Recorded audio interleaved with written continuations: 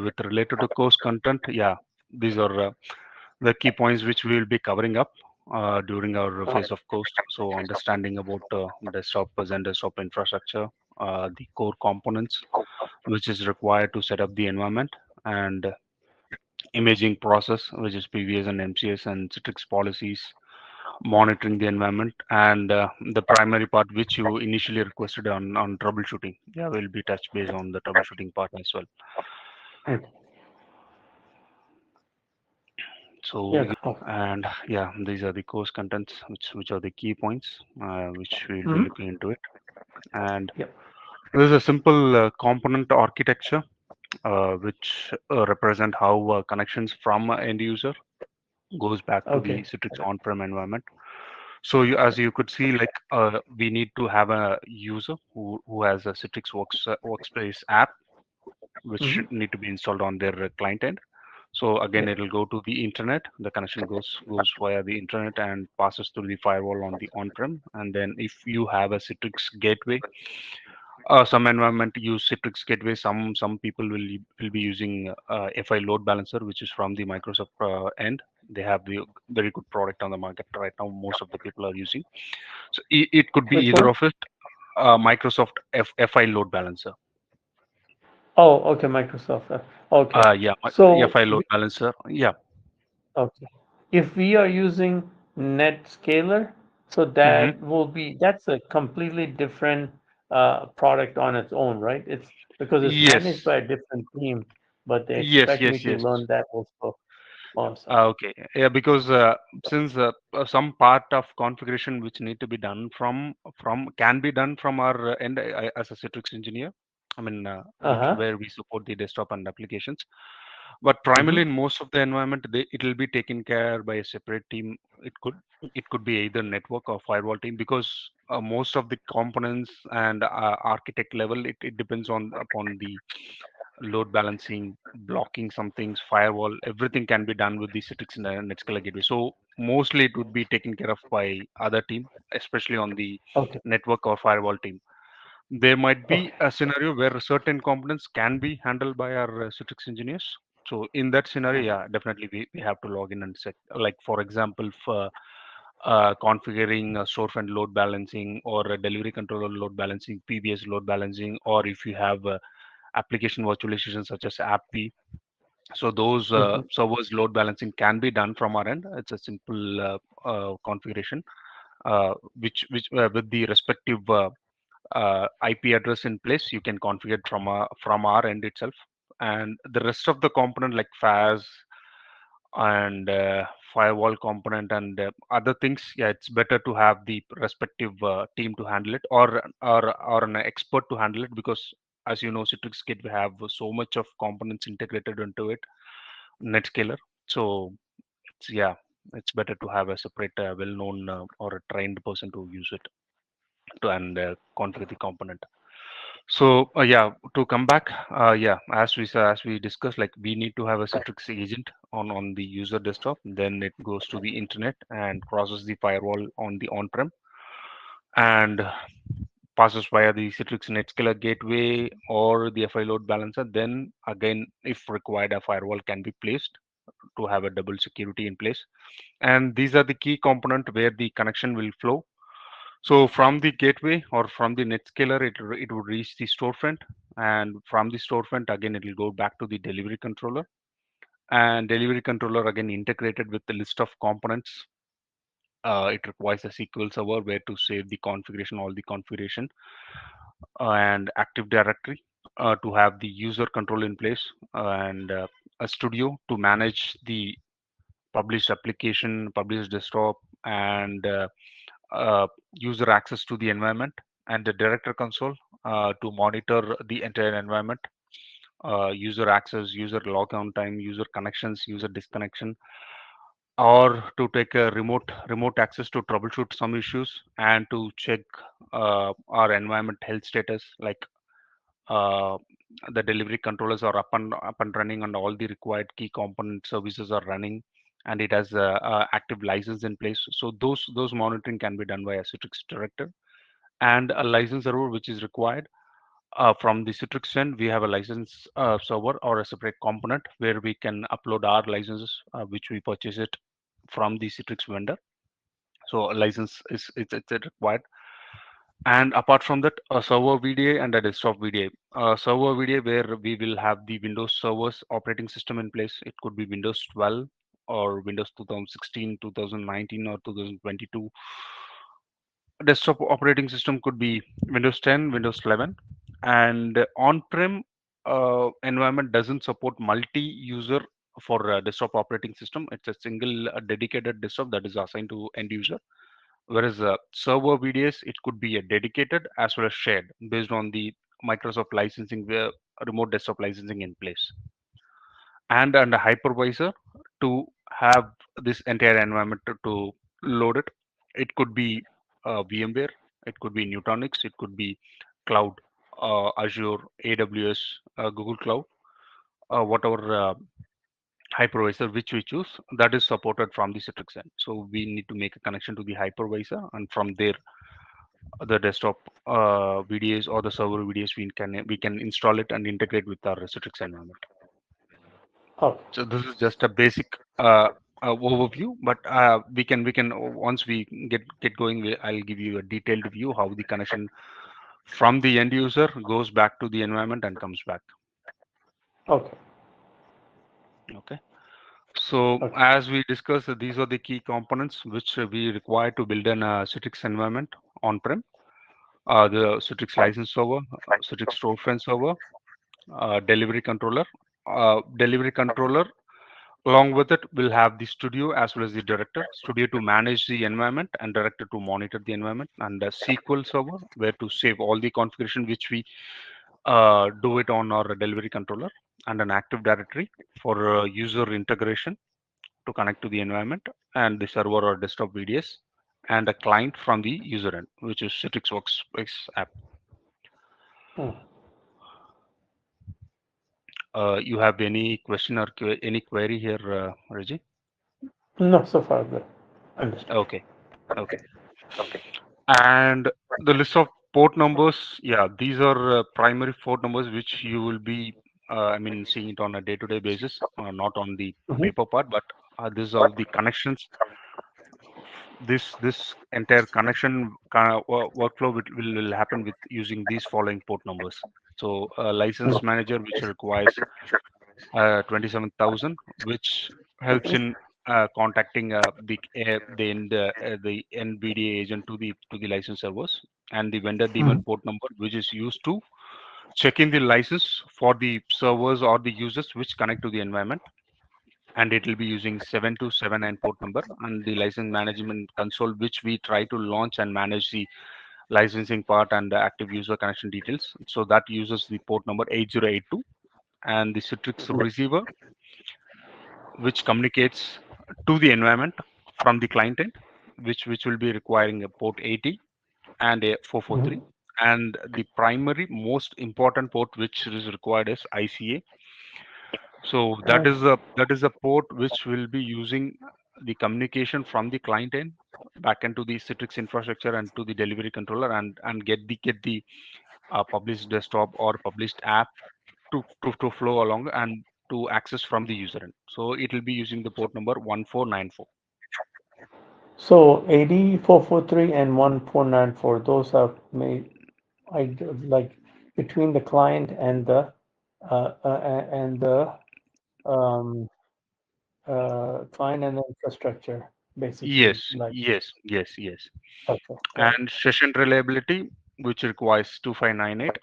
And I'll Uh-huh. I'll I'll be explaining what is session reliability later on once we progress with the uh, session. Okay.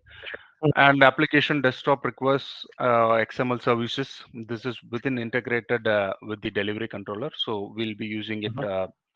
80 or 8080 or 443. And STA Mhm. connection, this is again between, can be used from the Netscaler to storefront and from storefront to delivery controller. So these are the port number will Okay, be used. And okay. RDP, as you know, we will be trying to launch Mhm. to the Yeah. server or the desktop. So that requires Mhm. 3389, and the SQL server, where our information will get saved from the delivery controller. So which uses 1433. So these are the So, some of the basic port numbers which is used, mhm. and there are other port numbers also based on the environment which we built. So uh, these are the primary port numbers which we require to configure. Yeah, Reggie, you have any questions? So this is only thing I had questions. I know those port numbers are there, but Hmm. the source and destination, because I have to work with the firewall team Yeah, yeah, yeah, to yeah. get this. So I am curious to like what is considered a source and what will be considered a destination. So I was thinking of putting all this in one group and Mhm. and putting all the ports in that they call it, let's say, Citrix management group or something. In that way, maybe it's easier uh, to handle the ports.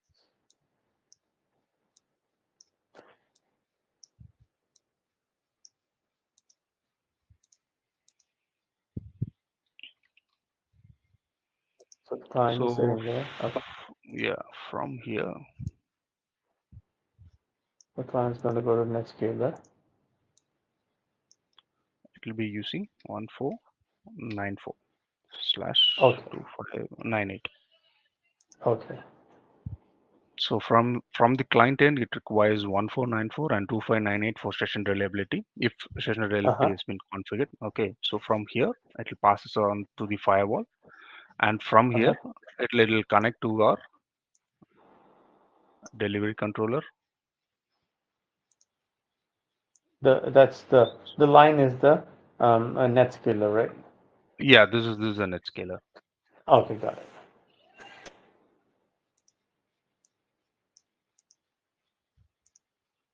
That would be the storefront. No? Oh, no. Okay, that's Yeah, Netscaler. this is from Okay, here. got it. Uh-huh, I will go to storefront. uh-huh.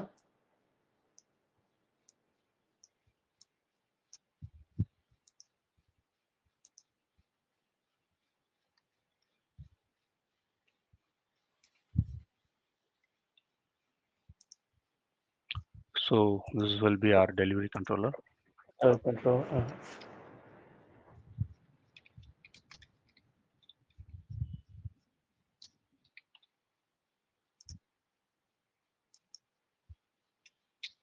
Active Directory, Uh-huh. your SQL Server, Studio, and Director. Um, license. Direct. Okay. 3 days. And we'll have our license server as well, License. Okay. and your VDA agent. Mm-hmm. So the communication starts from the client end using the port Mm-hmm. 1494 and 2598 over the internet, and it will Mm-hmm. reach your NetScaler. And from Mm-hmm. there, again, it'll go back to the storefront first Mm-hmm. using STA. Mm-hmm. STA will be used. Mm-hmm. So a delivery controller, once the NetScaler goes to the storefront send across those details to the delivery controller, and delivery controller will pass on the information Mm-hmm. to Active Directory as well as to SQL SQL Server. Server. Mm-hmm. So for Active Directory to verify the user, respective user who is connecting to the environment, have the required Mm-hmm. user ID and Connection. the required application groups have been added to their Mm-hmm. profile. And if they have Mm-hmm. any configuration in place on the Active Directory, it will get connected to the Active Directory and get the information. And on the SQL Mm-hmm. part, it will have Mm-hmm. the information about the published applications, policies which is configured for the Mm-hmm. respective delivery group, published Mm-hmm. applications, and the servers where the application or the desktop is configured, and the load Mm-hmm. balance, the load about the servers. All those information will get saved onto the SQL server. So the delivery controller Mm-hmm. will verify with the SQL server and the Active Directory. Once the acknowledgement comes from Active Directory and SQL server, SQL Server. it'll again it'll again go back to storefront, and from storefront it'll go back to Netscaler, and from Netscaler it'll go back to the client. So the Okay, user got will it. be able to see the storefront Mm-hmm. web page along with the respective application or the desktop which is provided to them. Okay. And the Okay. communication, I'm very clear on the client to the Netscaler on the port number.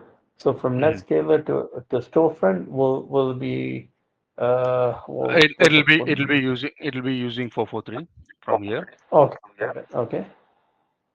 Uh, uh, the reason why we are using a 443, because there will be a certificate that will get attached to the Netscaler. I mean, imported or Uh-huh. implemented on the Netscaler part. A similar Yeah. kind of certificate will be installed on storefront as well as on the delivery controller to have the secure line from the outside environment to the delivery controller. Got it. Got Okay, so in between the communication from the Netscaler to storefront and delivery controller and to the internal part of our Citrix on-prem environment will happen with the 443, because Ah, in most of the environment you will have a certificate installed on the Netscaler part and also on the storefront part and also on the delivery controller so to but have your one quick question. communication. Yeah. Yeah. So Netscaler, because it's sitting outside, it may have Mhm. an external certificate, but all the Yes, yes, internal would have internal certificate. So, yes, but yes. they You will, can. yeah, Yeah, yeah. Please go ahead. Sorry to interrupt. yeah, no, no, no, understand. So you were right. You said internal will have internal certificate, external will Mhm. have external, but they Yes, will yes. You're be able to understand. Okay. yes, yes. And maybe in some environment, maybe some very I mean, what to say, banking customers, okay, they'll have an Uh-huh. certificate, external certificate implemented on all the components to have more Ah, secured yeah. So for okay. a certain environment you will have an external certificate getting implemented as you mentioned, like the primary external certificate will be on the Netscaler, and the internal component might have the internal certificate as well, which will have the Mhm. secured connection in place. So Okay. both those Got scenarios gets applied based on the it. client Mhm. requirement. Okay. So you're clear on this part, like how the Yep, I'm clear on that. communication Yes. connection. Yeah. Mhm. Okay, Yeah. got it. So we'll go back to the port numbers. Okay, so these are the port numbers which will take into consideration. And coming to the Citrix component, the first component which we'll take into consideration is Citrix licensing. As you know, we need to have a license in place to communicate and to access the application and the desktop from the client end. So the Citrix license server plays a key role on it. So the licensing part we could split into two types. One is on content licensing and user-based or device licensing. So this is the licensing which is offered from the Citrix end. So on the concurrent licensing, uh, how we can put it up in this way, like for example, user connects to an environment where a license will get assigned to the particular user as long as he has the active session within the environment. Once he logs off from the environment, the license which is assigned to the user, it get Mhm. released and it goes back to the server. So again, if a new user connecting, the same license can be assigned to the other user who is connecting to the environment. So for example, 10 users, we have a concurrent license purchase as 100 license. Okay, for example, we have 100 users connecting in the APAC region. So once they've connected from 6 a.m., for example, 6 a.m. IST to 2 p.m. IST, all the 100 users connected to the environment, all the 100 license will be replaced. There will be zero license on the Citrix. Okay, so once any users logs off, for example, 10 users logs off, again you will find Mhm. 10 licensing in place on the Citrix license server. So Mhm. remaining 10, 90 license will be in use. So once the user gets logged off, all the license will get released and again will go back to the Citrix license server. Once the new Okay. users try to connect to the environment, the license again will be assigned to the users. So this type of licensing can be used in an environment where you follow a shift based model. For example, there may be 2000 users who will be using your environment but not currently or actively using the environment. Maybe some might be using it on the APAC region, some might be using it on the EMEA region, or some might be using it on the US region. So The user count might be 2000, but you don't require to purchase the entire 2000 license from from the Citrix vendor. So based on your calculation, like how many users will be actively using the environment, based on that you can make a calculation and you can purchase. For example, 500 users will be using actively at a given time, so you can purchase close to 550 or 600 license with a few licenses in place if in case any additional users pitch in and connect to the environment. So 600 license would be fair enough to handle all these three environment. So once this users logged off, again will have the 600 free license in place, and this next email shift person connects in, again 500 users. 500 user you will be used once they log off from the email shift, again on the US region. US people, when they connect in, again these 500 users license can be used up. So Mm. it doesn't require like we need to purchase the entire 2000 users or 1500 users. So based on the usage consumption, you can use it, procure it from the Citrix vendor. Okay. Okay. And with the concurrent licensing, the price plays a crucial part because the concurrent licensing cost is pretty higher when compared to user or device based licensing. So in most Mm. of the environment, you could see user or device based licensing in use because of the licensing price, which is half of it when compared to concurrent licensing. But again, you need to plan it accordingly what is required for our environment. If user will be connected anytime and their connection period would be more than 8 hours, 12 hours or 13 hours something, it's better to go with user or device based licensing, or it will be rotational basis. Definitely you will not find the same user who have connected in the APAC region will be using it on the EMEA or on the US region. Then it's good to plan it for concurrent licensing. Mm. And for user or device based licensing, again for this one, once the license get assigned to a user or a device, it will stay there for 90 days. It will not get removed. You can manually remove it from the Citrix management console or through command line. There are certain tools are available which you can release the license manually from our end. But if you don't do anything manually from our end, the license will get tagged to the user 90 days. For example, if you are connecting to the Citrix environment today, a user or device based license will get assigned to your account or the server where you are connected, and 90 Mm-hmm. days it will be there. So after 90 days, if you're, I mean, you have connected today and after till 90 days you have not connected to the environment and you are connecting on the 91st or 92nd day, a new license will get assigned to your ID. Oh, so the licenses is a 90-day Yes, rotation 90 time. days rotation. Yeah, 90 days rotation. Or if you're Okay. constantly using it, then the license Yeah. will be they stayed as long as you're actively using the environment.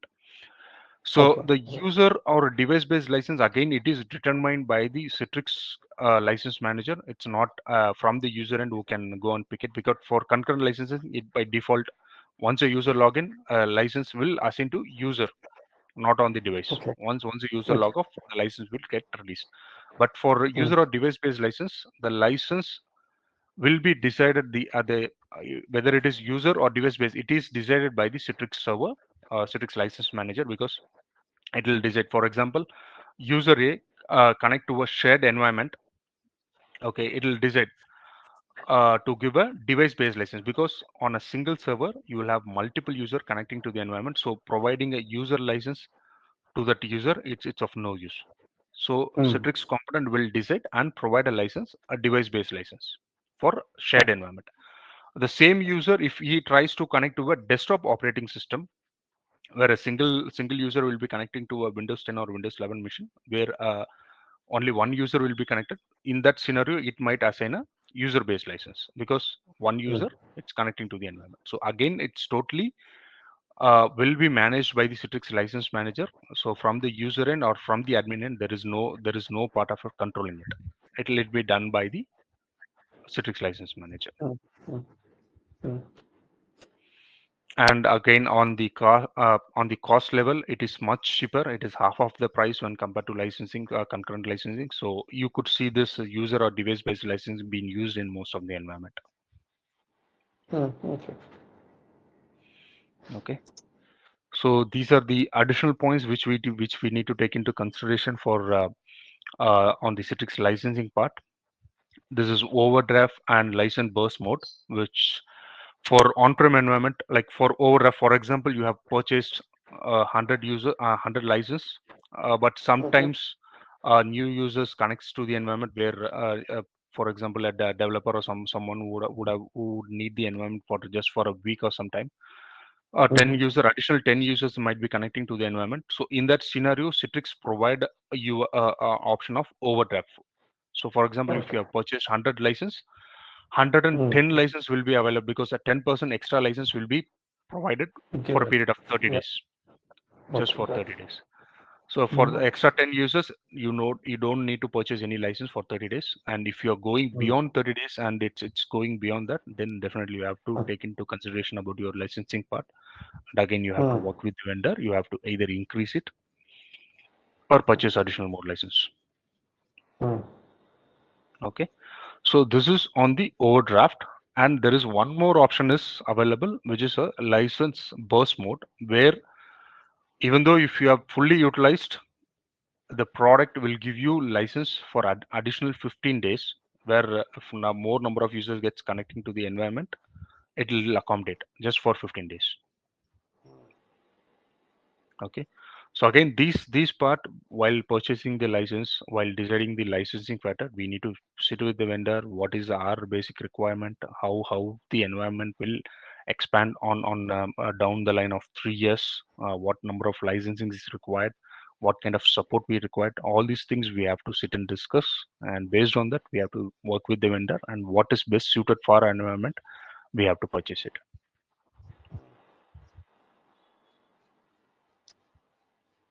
Okay. And for Citrix licensing, right now they are going with a subscription model. Uh, it could be on an annual basis or on the term basis. For annual basis, it could be 1 year to 5 year. On term basis, it could be shorter term, like 3 months, 6 months, whatever it is.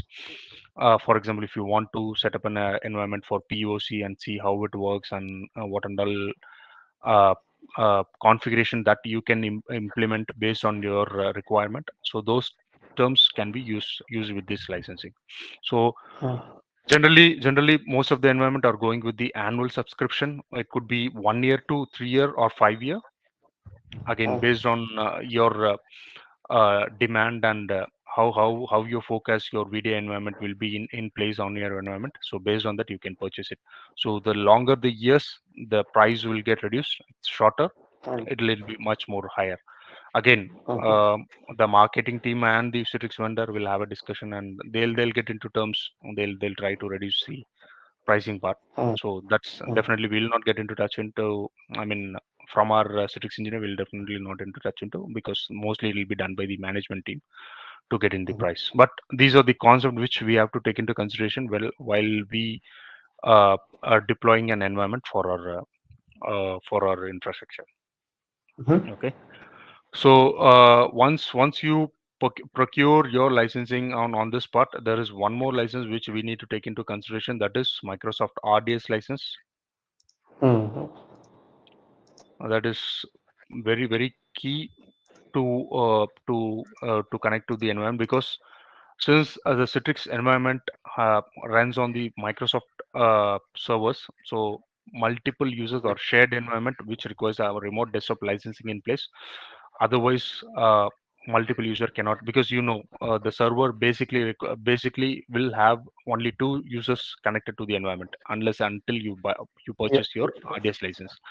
If you don't have RDS license, then multi-user environment it's difficult. And So for do we? Oh, sorry. Mhm. Go ahead. Yeah, Do yeah, we please go. purchase that separately with Microsoft, or do we Yes, buy yes. that? Oh, okay, Yeah, interesting. we have to purchase it Okay. separately with the Microsoft. We are, again, similar to what we do it. We have to sit with your, Uh-huh. uh, I mean, for Microsoft remote desktop licensing, again, we have to decide how many number of servers it's going to be deployed and how many users going to connect to the environment. Okay, So but these if two if a information. user is going to just, sorry, so if a user Mhm, is going to just use his one desktop, mhm, and it's going to be dedicated for him, mhm. then do we need RDS license? Okay, in that scenario, we don't require RDS license. Uh-huh. Windows CAL license will not. I mean, RDS license will not be required. The Windows normal Uh-huh. licensing will work. Oh, So we don't uh-huh. require need to purchase the remote desktop license for Okay. dedicated desktop OS, Windows 10 or Okay. Windows 11. But Yeah. for server, Okay. yeah, definitely we need to buy the license servers. Okay. Yeah, and mostly in the environment, you will have a separate RDS license server in place where it via GPO it will be configured to your Windows Citrix VDA servers, so that Hmm. via GPO it will try to connect to the terminal license and will get the license required, whichever it's required. Got Okay, so you have to purchase Citrix license and a remote desktop license based on your environment. it. Okay. Okay, so till this part, you have any queries or any questions? No, so far so good. Okay, so till this then, these are the licensing part which we need Mhm. to take into consideration. So next comes the Mhm. storefront. The storefront is a component where you will have to configure your web configuration in place. So because the end user will be connecting via web page, it could be internal user or an external users. So for Mhm. both, the storefront is required, where web page will be created and user will be providing their user ID and password. Once Mhm. that is done, the respective desktop and applications will get pop up onto the page, so that user can access to the environment. So the storefront plays a critical role in this scenarios. So it is a critical component from the Citrix perspective, and you can do a load balancing for storefront servers based on your user loads. Single server Mhm. can handle thousands of users, but what Citrix recommends to have at least another server on the load, so that two Okay. Yeah. servers can handle the load for Load storefront. back. It could be three servers, four servers based on your user load. It's always to Got have a load balance or a high availability in place, so that if it. some server goes down, the other server will be there to Mhm. work on the connection part. So here, this is where you can create the load balancing with your storefront IPs on the NetScaler part. So Ah. NetScaler can do this load balancing because it is much more complicated product, and it knows the load balancing very well when compared to our Windows Mhm. DNS round robin or basic level of load balancing. So once you Got configure your the IPs on the storefront IPs, whatever IPs, like for example, you might be having four servers in your environment. So the it. four Mhm. servers on the NetScaler part, you can configure with the common IP, the external VIP IP or the external link, so that when user tries to connect to their external link, the load Mhm. will get transferred to the rest of the servers, four servers, Mhm. with the help of NetScaler. So the connection Mhm. will be routed back to all the four servers. If in case the NetScaler finds any one server is down, it will avoid sending a connections or traffic to that particular server. The rest of the servers, three servers, will pitch up and take up the load. So Okay. the NetScaler part, on the NetScaler part, you need to configure in a such a way the backend heartbeat communications, what we call it as heartbeat. It could be ping, it Mhm. could be any other port number testing, any configuration you have to create it on the NetScaler part, so that it will constantly check on the communication back to the storefront to the NetScaler. If it finds any of the parameters is not matching, then NetScaler decides, okay, there is some wrong with the particular server, so don't send the Mhm. connection to the storefront server which is having problem. So it'll stop sending the traffic to the problematic server, and it'll send the load entire user connection to the rest of the servers which is there on the load. Mhm. Okay, similarly we can do it for delivery controller as well on the load balancing part. So this is what common terms which we can speak about the storefront servers and the delivery controller, which is the key component or the heart of the Citrix infrastructure, where Uh-huh. as an administrator you will be making all those modification. For example, creating a mission catalog, delivery groups, creating an Mhm. application, creating a policies, zone configurations, checking on the respective delivery controllers. All this configuration can be done on the delivery controller. Mhm. So you'll be using a console to connect to the delivery controller studio, where Mhm. the respective Citrix administrator connecting to the environment and making all those modifications, which all Mhm. those modifications which will get integrated or which will get transferred and which will get saved onto SQL. This is a database where all the changes which we make it onto the delivery controller will get saved. So if a SQL server is down, then definitely it will have an impact. As an administrator, we will not be able to make any changes, and the user who have already connected to the environment for past 14 days, they can connect to the environment and work on for, but for the new user, it will not work. So So in the communication. production, it's Hmm. oh, sorry. In Yeah, yeah, production, please it'd be go. best to have at least two SQL Server also, because if SQL Server Uh, goes down, it's going to be a Yeah, big problem. yeah. So that, So that's where Microsoft pitches. So they are providing, I mean, SQL mirroring, clustering, all those things into place. So even if one server goes down, the other server will again, the mirroring will takes place, because the mirroring will be active, could be active or active passive. For example, if you have two servers on the backend SQL server, one server is active with the mirroring part, whatever information that is getting saved on to the primary SQL server will get replicated to the second server. So the information will be synced up. If in case the primary server goes down, the secondary server will pitch in and it'll take up the connection. It will work. Again, for this oh, one, we need to sit with the database team. What is best? I mean, the SQL server might be a older version which is running onto the environment, or with a newer version you could have the mirroring, all those things into play, taken into consideration. So we have to seek with the SQL team and what is there available and what is Citrix recommends, and we can discuss with the team and we can come up with the which best solution that can be implemented. okay, So again, as you mentioned, yeah, SQL high availability, clustering, mirroring, yeah, that should be configured on the SQL part. Even Citrix recommends the same to do that. okay. Okay. And Active Directory, as you know, it is the domain where you have your users, group policies, all those Mhm. things into place. So we require Active Directory because uh, we need to integrate users to the environment. So Citrix recommends to have an domain-based or a domain-integrated environment. For testing works, I mean, you can go with the uh, non-domain also, but definitely you will not be seeing those scenarios in the real-time environment. So it's a domain-based infrastructure it's required. So that's where Active Directory pitch in.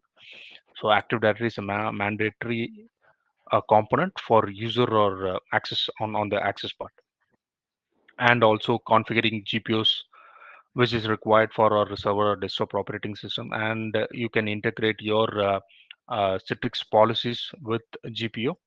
Those we will see it on the later part. So that is also you can integrate. So from the GPO console, you can do Citrix based and user or server based policies, which we can configure from the GPU pane. So Active Directory is it's a mandatory component that is required.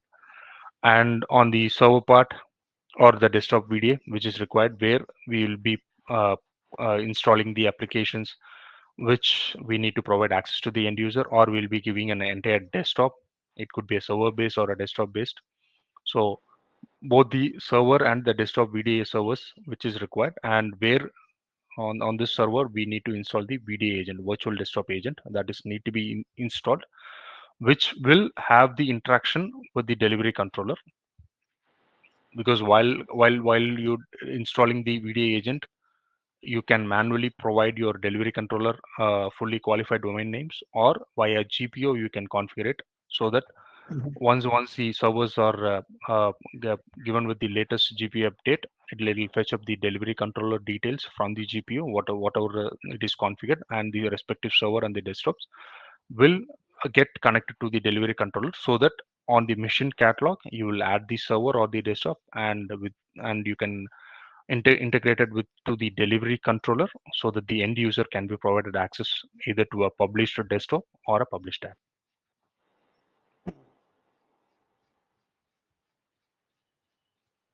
Okay. And as you know, we need to have a client in place on the end user part where they need to communicate to the Citrix environment to access their respective published application or a desktop.